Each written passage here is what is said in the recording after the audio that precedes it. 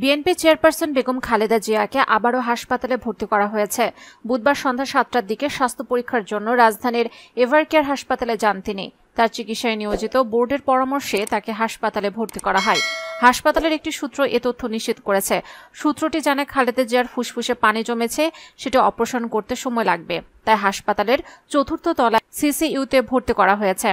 এর আগে সন্ধ্যা ৬:৩০টায় গুলশানের বাসভবন ফিরোজা থেকে হাসপাতালের উদ্দেশ্যে রওনা হন খালেদা জিয়া। হাসপাতালে পৌঁছান সন্ধ্যা ৭টা ৫ মিনিটে। ৫ মাসের বেশি সময় হাসপাতালে চিকিৎসাধীন থাকার পর গত ১১ জানুয়ারি বাসায় ফিরেছিলেন বিএনপি চেয়ারপারসন খালেদা জিয়া।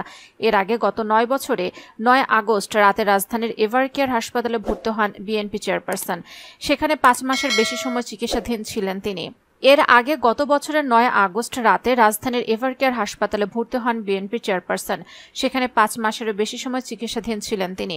যুক্তরাষ্ট্র থেকে আসা ৩ বিশেষজ্ঞ চিকিৎসকের নেতৃত্বে গত বছরের ২৬ অক্টোবর লিভার সিরোসিসে আক্রান্ত বিএনপি চেয়ারপারসনের যকৃতে ট্রান্সজাগুলার ইন্টারহেপাটিক পোর্টোসিস্টেমিক শান্ট প্রক্রিয়া অস্ত্রোপচার করা হয়। টিপস প্রক্রিয়ার মাধ্যমে তার দুটি রক্তনালীর মধ্যে একটি নতুন সংযোগ তৈরি করেন চিকিৎসকরা।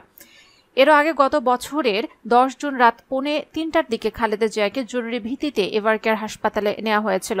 তখন প্রায় ২ সপ্তাহ হাসপাতালে চিকিৎসা নিয়ে ২৪ জুন বাসায় ফেরেন তিনি।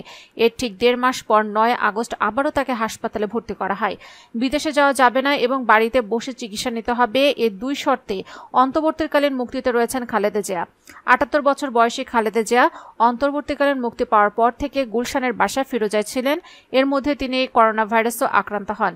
তিনি আর্থাইটিস, ডায়াবেটিস ও চোখের সমস্যা সহ বার্ধক্যজনিত নানা জটিলতায় ভুগছেন।